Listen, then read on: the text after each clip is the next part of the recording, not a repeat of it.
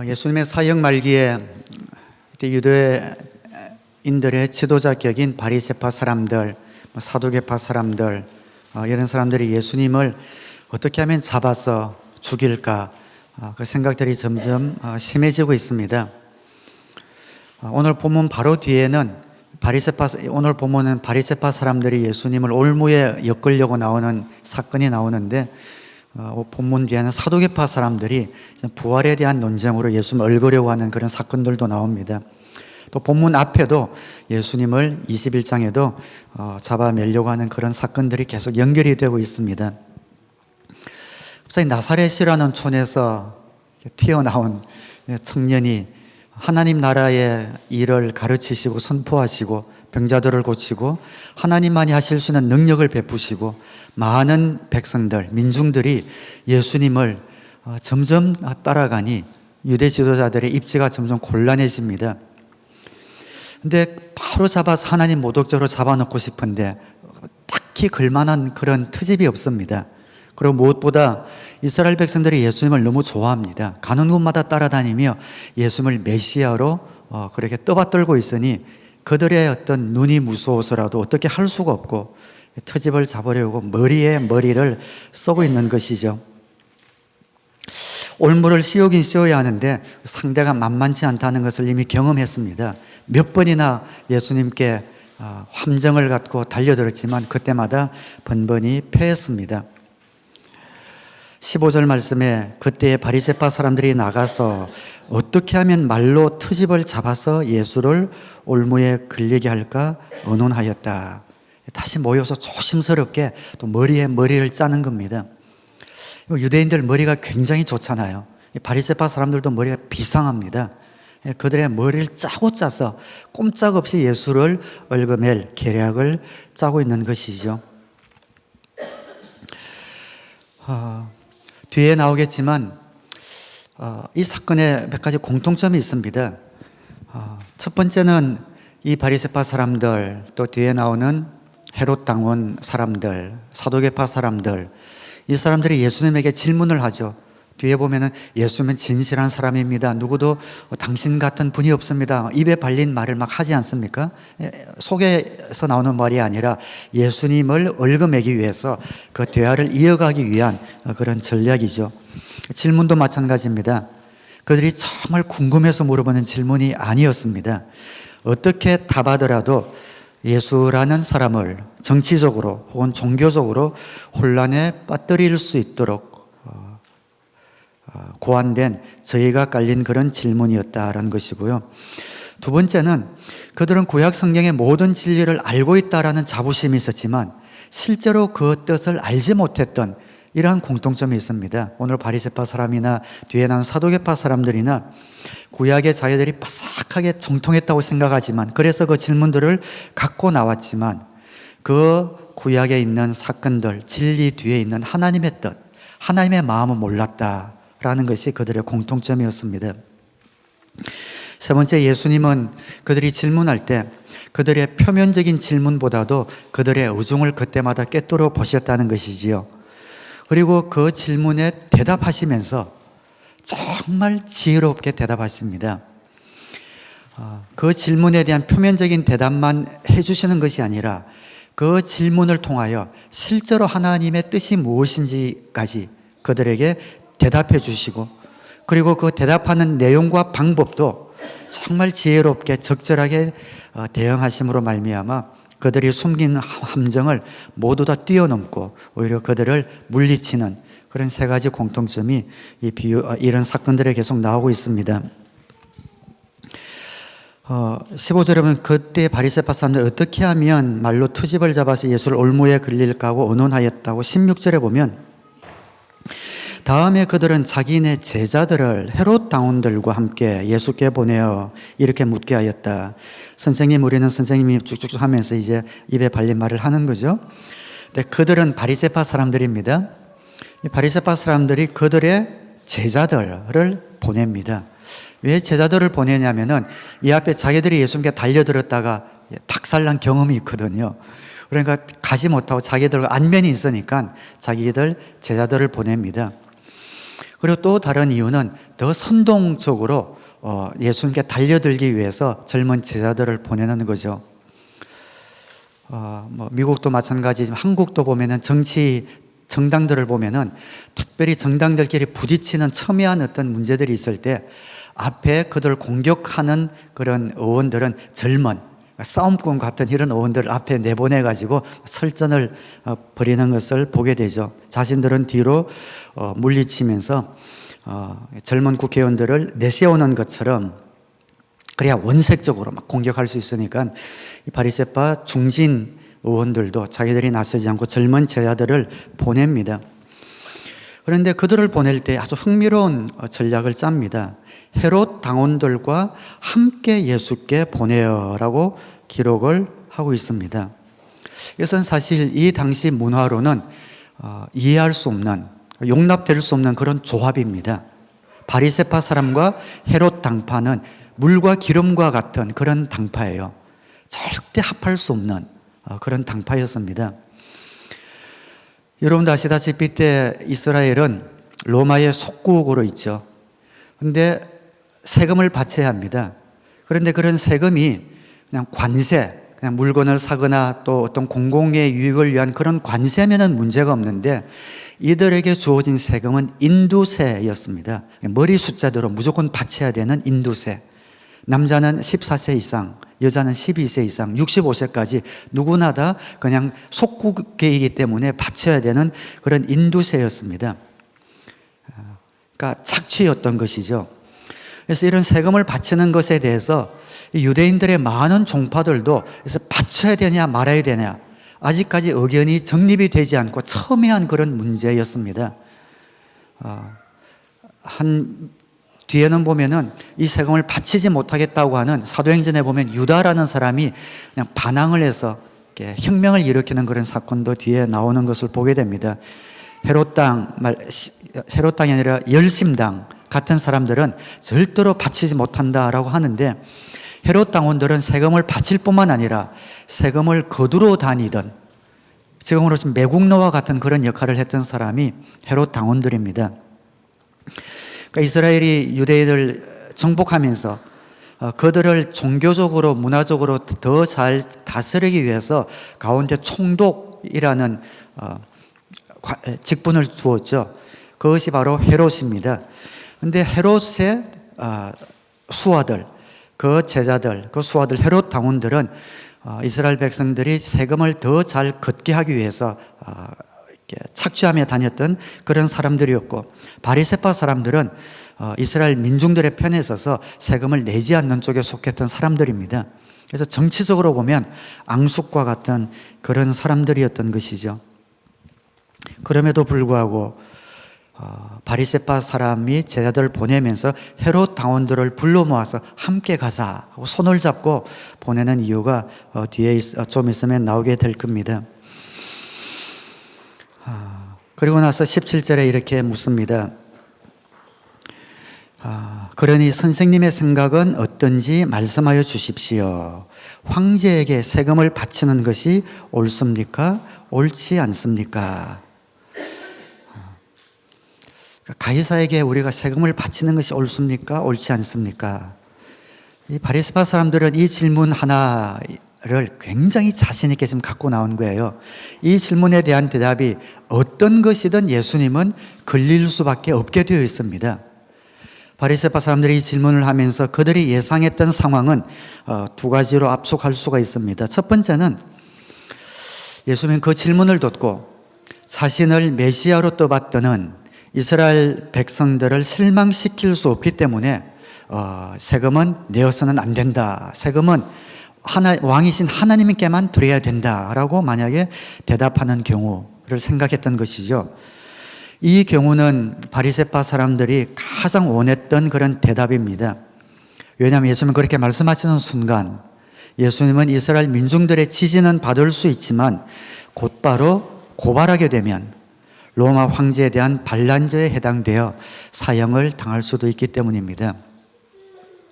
굉장히 민감한 그런 질문이죠. 두 번째는 만약에 예수님이 그들의 의도를 알고 그 세금은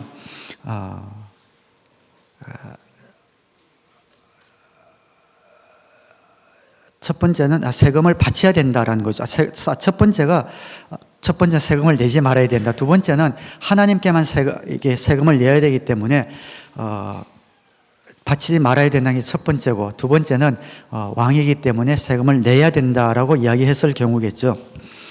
이 경우는 이들이 볼 때 최선의 어떤 결과는 아니지만 만족할 만한 그런 상황이기도 합니다. 그들이 예수님을 체포하려고 했지만 체포할 수 없는 이유는 이스라엘 민중들의 지지 때문입니다. 근데 만약에 예수님께서 세금을 내라라고 한다면은 이스라엘 백성들이 우리가 메시아인 줄 알았는데 아니네, 헤롯 당원들과 같은 사람들이네 하면서 그 지지도가 떨어지게 될 것이고, 더 이상 예수님을 그들의 선지자로 여기지 않기 때문에 언제든지 예수님을 체포할 만한 기회를 잡을 수 있기 때문에 세금을 내라 내지 마라, 두 가지 경우 다 예수님을 함정에 빠뜨릴 수 있는 그런 질문이었던 것이죠. 그래서 바리새파 사람들이 헤롯 당원들을 데리고 간 이유는 여기서 명백해집니다. 만약에 세금을 내어서는 안 된다 하면은 헤롯 당원들이 당장에 나서서 그 사람을, 예수님을 바로 현장에서 잡아서 끌고 갈 수 있도록 헤롯 당원들을 그들이 동행을 했던 것이지요. 인간들의 생각이 참 악합니다. 그죠? 공동의 적이 있을 때 아무리 앙숙인 관계도 뜻을 같이 하는 것을 보게 됩니다. 그리고 그들이 머리를 짜고 짜서 예수님을 올가매려고 그렇게 갔던 것을 보게 됩니다. 깊은 업무가 담긴 질문이었고, 예수님의 어떻게 대답하느냐에 따라서 예수님의 사역이 끝장나느냐 지속되느냐 하는 그런 절대절명의 순간이 바로 이 순간입니다. 옆에는 많은 백성들이 둘러서 있었죠. 예수님의 대답 한마디에 아주 놀라운 중대한 일이 일어날 수 있는 그런 상황이 됩니다.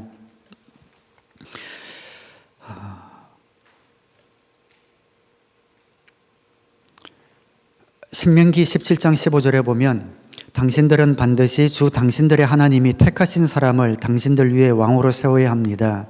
당신들은 결례 가운데서 한 사람을 왕으로 세우고 같은 결례가 아닌 외국 사람을 당신들의 왕으로 세워서는 안 됩니다. 이것이 이제 바리새파 사람들이 갖고 있는, 그리고 이스라엘 백성들이 갖고 있는 그런 입장입니다. 성경에 근거한 입장인 것이죠. 그들의 왕은 하나님밖에 없고 또 이 땅의 왕이라면 하나님이 세워주신, 그들을 유대인에게서 난 왕만이 하나님이 세워주신 왕이지 다른 사람을 왕으로 섬기는 것은 하나님을 왕으로 섬기지 않는 것과 같다라는 것이 그들의 신앙인 겁니다. 그런데 예수님이 로마 황제에게 세금을 바치라 하면 이방 왕을 왕으로 인정하는 것이기 때문에 바리새파 사람들 또 이스라엘 민중들의 지지를 얻지 못하게 될 것이고, 세금을 바치라 하게 될 경우에는 선지자 메시아로서의 권위를 잃어버리는 그런 긴박한 순간이 되는 것이죠. 예수님이 이 순간을 어떻게 헤쳐나갈까요? 20절 한번 보겠습니다. 예수께서 그들에게 물으셨다. 20절 넘겨주시겠어요? 예. 17절부터 한번 볼까요? 앞에 다시. 18절. 예수께서 그들의 간악한 생각을 아시고 말씀하셨다. 위선자들을 어찌하여 나를 시험하느냐. 그들의 생각을 꿰뚫어 보신 것이죠. 그들이 순수하게 질문한 것이 아니라 올가매려하는 그런 간악한 생각을 주님께서 아셨습니다. 그리고 19절. 세금으로 내는 돈을 나에게 보여달라. 그들은 데나리온 한 잎을 예수께 가져다 드렸다. 예수께서 그들에게 물으셨다. 이 초상은 누구의 것이며 적힌 글자는 누구를 가리키느냐. 그때 세금으로 내는 돈은 은화였습니다. 데나리온이라고 부르는 은화였습니다. 그 은화의 앞면에는 가이사라고 지칭되는 2대 황제 티베리우스의 초상이 박혀 있습니다. 그리고 뒤에는 글자가 박혀 있는데 그림 한번 볼까요? 그때 로마의 데나리온입니다. 앞에는 티베리우스 왕의 황제, 가이사 2대 황제죠. 초상이 박혀 있고 그 곁으로 이제 글자들이 박혀 있습니다. 그리고 뒷면에도 저런 그림과 함께 글자가 저렇게 박혀 있습니다. 저 글자는 나의 신의 아들, 나의 황제를 숭배합니다라는 그런 글자, 그리고 뒷면의 글자는 우리 황제만이 진정한 제사장입니다라는 그런 글자가 저기에 박혀 있습니다. 그래서 저 세금을 낼 때는 다른 돈이 아니라 저 주화를 가지고 세금을 내게 되어 있습니다. 세금을 내는 그런 동전을 가지고 오너라 라고 해서 이 동전을 가지고 왔습니다. 그리고 20절에 보면 예수께서 그들에게 물으셨다. 이 초상은 누구의 것이며 적힌 글자는 누구를 가리키느냐? 그들이 대답하였다. 황제의 것입니다. 그때 예수께서 그들에게 말씀하셨다. 그렇다면 황제의 것은 황제에게 돌려주고 하나님의 것은 하나님께 돌려드려라. 우리 세번역에는 황제의 것은 황제에게 돌려주고 하나님의 것은 하나님께 돌려드려라 했는데 개역 성경은 여러분들이 많이 들어보셨을 만한 그런 문장이죠. 가이사의 것은 가이사에게, 하나님의 것은 하나님에게 바치라 라고 이렇게 주님이 말씀하고 있습니다. 그러니까 주님께서 그 동전을 보시고 이 동전에 있는 초상이 누구 것이냐? 네, 가이사입니다 했을 때 예수님께서 말씀하신 것이 가이사의 것은 가이사에게, 하나님의 것은 하나님에게 바치라. 우리가 생각할 때는 그냥 별것 아닌 대답 같지요. 그냥 세금을 바쳐야 됩니까? 바쳐야 되지 않습니까? 라는 거 두 가지 질문 중에 하나를 대답하셔야 되는데 이것도 아니고 저것도 아니고 제3의 그런 대답을 주님께서 하십니다. 마치 선뜻 듣기에는 예수님이 임기응변으로 그냥 빠져나가는 것 같은 그런 대답을 하시는 것 같습니다. 그러나 이것은 예수님의 놀라운 지혜, 탁월한 신적인 지혜와 오묘한 진리가 담겨져 있는 그런 대답이셨습니다. 이 질문을 갖고 온 바리새파 사람들의 의도는 무엇이었냐면은 국가에 대한 의무와 하나님에 대한 의무가 따로따로 있는 것으로 생각을 하고 온 겁니다. 세상은 세상이고 하나님의 나라는 하나님의 나라다. 그런 개념을 가지고 온 것이죠. 그래서 이 주화를 가지고 세금을 바쳐야 됩니까? 아니면 바치지 말아야 됩니까? 라고 이야기를 하고 있습니다. 그래서 이 세금을 만약에 바친다고 하면은 하나님 나라의 손해가 되기 때문에 이것은 아니다라고 이야기를 할 것이고, 바치지 않아도 된다라고 하면은 국가 반역죄로 엮을 생각을 그 생각을 하고 온 겁니다. 이 바리새파 사람들이 신명기도 읽고 구약을 알았지만 그들이 모르고 있었던 그런 진리가 있었던 것이죠. 세상과 하나님의 나라는 이원론적으로 분리된 것이 아니다라는 겁니다. 우리도 잘못 이것을 읽으면은 가이사의 것은 가이사에게, 하나님의 것은 하나님에게, 이것을 잘못 이해하면은 이 세상을 살 때에 이중적인 삶을 살게 됩니다. 세상 살 때는 그냥 세상의 방법대로, 세상의 어떤 규칙대로 살아가고, 또 하나님께 뭔가를 드릴 때는 하나님의 방법대로 살아가면 되지 하면 완전히 잘못된 신앙의 삶을 살게 됩니다.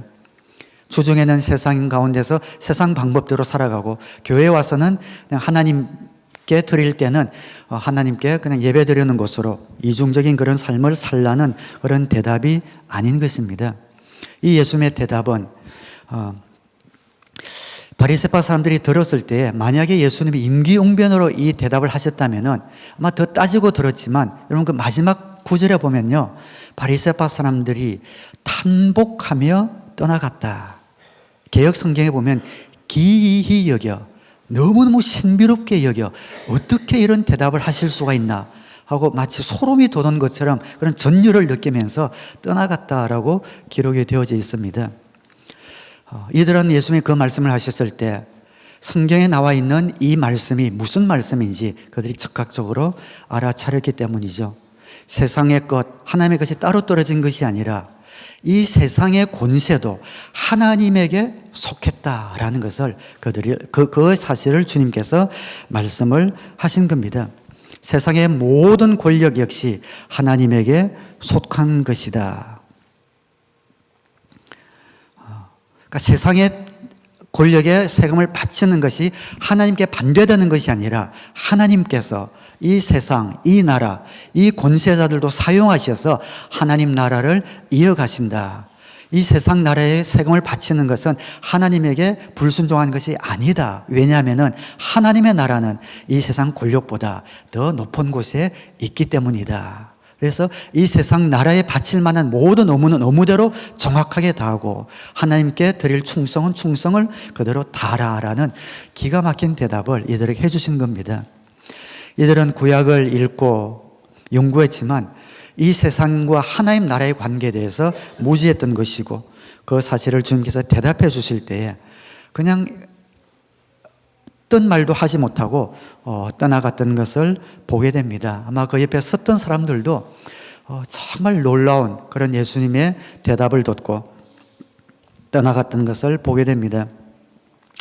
사실 앞에 21장에 보면 예수님이 바리새파 사람들에게 질문했던 내용이 하나 나옵니다.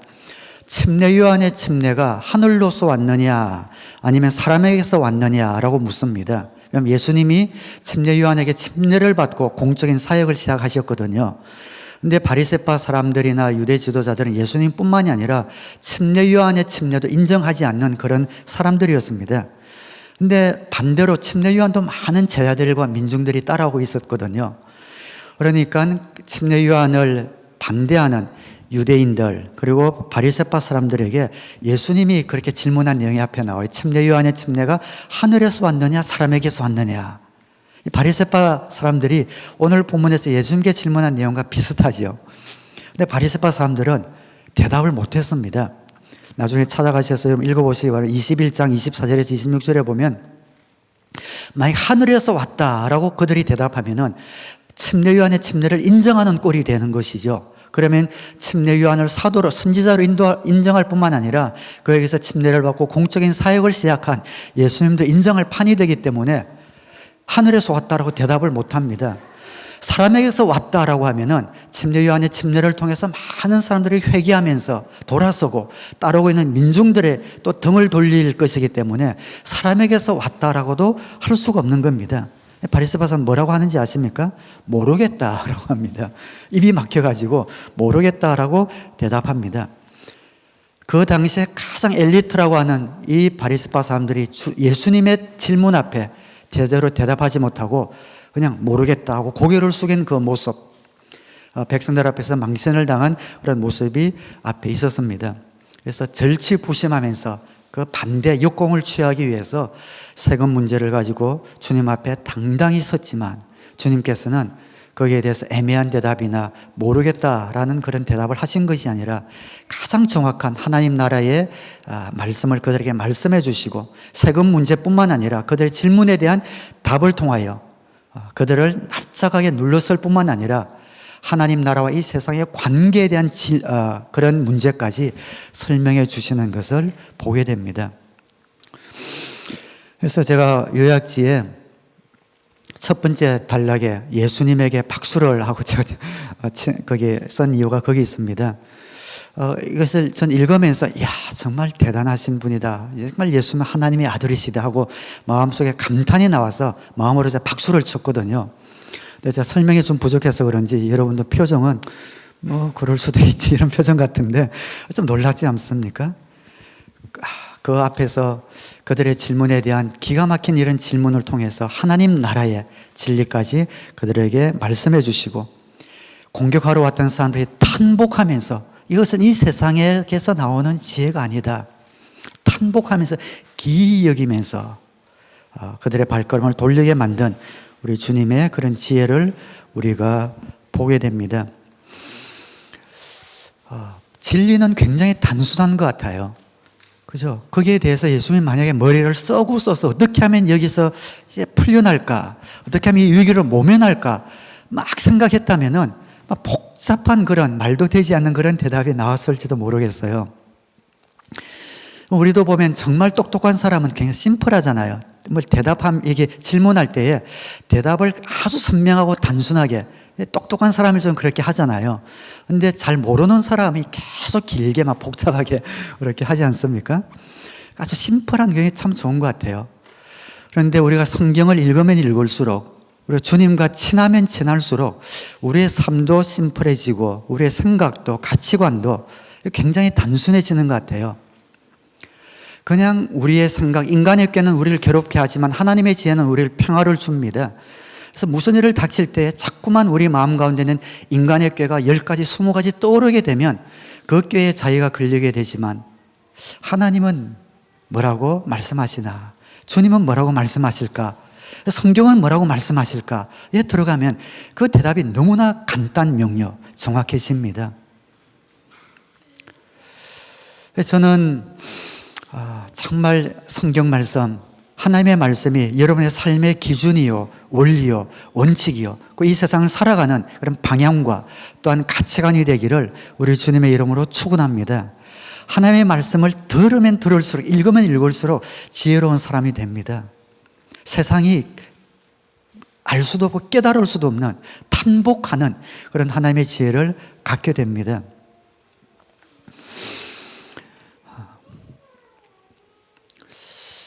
옛날에 어릴 때 읽었던 동화인데 제가 그걸 동화 제목을 몰라가지고 구글에 가서도 막 이게 그 내용을 쳐서 찾으려고 했는데 잘 안 찾아져서 제목을 모르겠어요. 그런 동화가 기억이 났는데 이 말씀을 준비하면서 어떤 악한 요정 같은, 그러니까 악한 신이죠. 도깨비 같은 존재가 어떻게 잘못 이렇게 벌을 받아가지고 유리병 속에 갇혀요. 바다에 이제 던져지게 되는데 바다 깊이 이제 가라앉게 됩니다. 누구든지 그 병을 꺼내가지고 마개만 열어주면은 그가 다시 이제 살아나는 그런 벌을 받은 거죠. 뭐 그런 동화 기억나시죠? 있는데 마음속으로 그 도깨비가 이렇게 결심을 하는 겁니다. 누구든지 나를 1년인지 하여간 한 달 안에만 나를 꺼내주는 사람이 있다면은 궁굴과 같은 집을 내가 이렇게 선물해 주겠다라고 결심을 합니다. 근데 한 달이 가도 아무도 꺼내주질 않습니다. 그래서 그러면은 3개월 안에만 나를 꺼내주면 내가 아주 높은 벼슬을 주겠다라고 결심을 합니다. 근데 아무도 꺼내주질 않아요. 그래서 몇 가지 하면서 1년을 가도 꺼내준 사람이 없습니다. 그러니까 나중에 너무너무 화가 나가지고 지금 나를 꺼내주면 내가 그 사람을 큰 벌을 내리겠다. 너무 자기가 화가 나가지고 지금 나를 꺼내주면 화가 폭받친 거죠. 꺼내주기만 해봐라. 내가 그 사람을 그냥 아주 밟아버리겠다라고 그렇게 하는 그런 내용이 있죠. 뒤에 결론은 어떻게 되는지 모르겠는데 예수님의 이런 지혜로운 대답을 보면서 우리 인간의 그런 악함과 어리석음이 대비되는 그런 동화가 생각이 났습니다. 그러니까 사람들은 너무 이게 그러니까 우리 한국말에도 그런 말이 있잖아요. 장고 끝에 악수를 둔다 그런 말이 있죠. 혼자서 고민하고 이 생각 저 생각 하면서 결국 악수를 두는 경우가 너무 많은 것 같아요. 그러니까 관계 문제도 그렇고 어떤 문제도 심플하게 주님이 뭐라고 말씀하시는가, 뭐 풀 수 있으면 풀고 또 예면 예, 아니면 아니요라고 대답하면서 말씀대로 하면 되는데 마음속에 막 차곡차곡 담으면서 막 복잡하게 생각해서 나중에는 건드리기만 해봐 뭐 이렇게 되는 그런 사람들을 종종 봅니다. 그냥 장고 끝에 그 삶의 생각이 가치관이 얽매여 있는 것을 보게 되죠. 참 안타깝습니다. 성경 말씀은 너무나 심플합니다. 분을 내어도 해가 지기까지 분을 품지 말라. 그 말씀대로 하면 평안이 우리 가운데 오지 않습니까? 형제와 불화한 것이 있다면 제단에 제물을 드리기 전에 먼저 화해하고 나서 와서 제단에 제물을 드리라. 그래서 주님 앞에 예배 드리기 전에 막힌 관계 있다면 풀고 와라. 뭐 이런 말씀들, 관계에 대한 좋은 말씀들 얼마나 많이 있습니까? 주님께서 말씀하신 그런 말씀들을 그대로 행할 때에 주님의 말씀은 우리를 자유케 하고 행복을 주지만 우리가 똑똑하다고 생각하고 우리의 꾀에 들어가는 순간 우리는 악수를 두고 맙니다. 마치 바리새파 사람들처럼, 사두개파 사람들처럼 자신들이 생각하고 있는 지식과 철학 그 한계에서 생각을 하면 할수록 그들 자신이 나락으로 함정으로 빠지는 것을 보면서 예수님의 지혜를 우리는 배우기를 원합니다. 예수님의 그 지혜를 배우셔서 정말 하나님 말씀 가운데 심플하고 단순 명료하게 하나님이 원하시는 그러한 삶의 원칙과 또 삶의 양식을 붙드셔서 저와 여러분의 삶 가운데 자유함이 넘쳐나게 되기를 우리 주님의 이름으로 축원합니다. 예수님이 그 진리를 말씀하신 진리가 그거죠. 나라법은 지켜야 된다라는 겁니다. 이 나라법을 지키는 것이 하나님과 원수되는 것이 아니다라는 것이지요. 가이사의 것은 가이사에게 돌려주어라. 왜냐하면 이 황제조차도 하나님이 세워주셨기 때문이다. 다니엘서 2장 21절에 보면 때와 계절을 바뀌게 하시고 왕들을 폐하기도 하시고 세우기도 하신다. 하나님이 그렇게 하신다는 것이죠. 로마서에도 바울은 이렇게 이야기합니다. 사람은 누구나 위에 있는 권세에 복종해야 합니다. 모든 권세는 하나님께로 위에 다음 거 로마서 13장 없습니까 위에?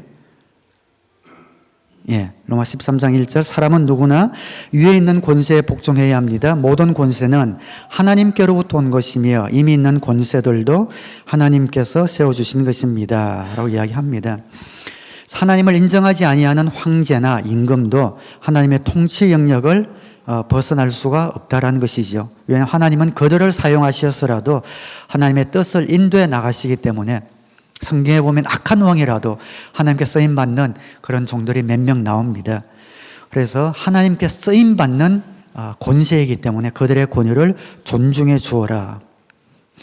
성경에서 이 땅에 황제를 세우고 권세자를 세우시는 가장 큰 이유는 불완전한 정부가 무정부보다는 낫기 때문입니다. 로마 황제들도 부패했고 기독교를 탄압했지요. 그러나 강력한 황제가 있었기 때문에 법치가 지켜졌고 길거리에는 강도가 없어졌고 바다에는 해적이 사라졌고 여행이 좌우유스러워지면서 복음이 사방팔방으로 퍼져나갈 수 있게 된 겁니다.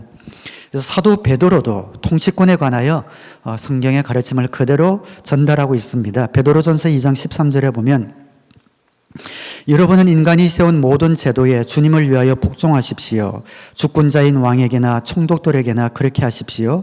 총독들은 악을 행하는 사람에게 벌을 주고 선을 행하는 사람에게 상을 주게 하려고 왕이 보낸 이들입니다. 하나님이 세우신 제도에 복종해야 합니다.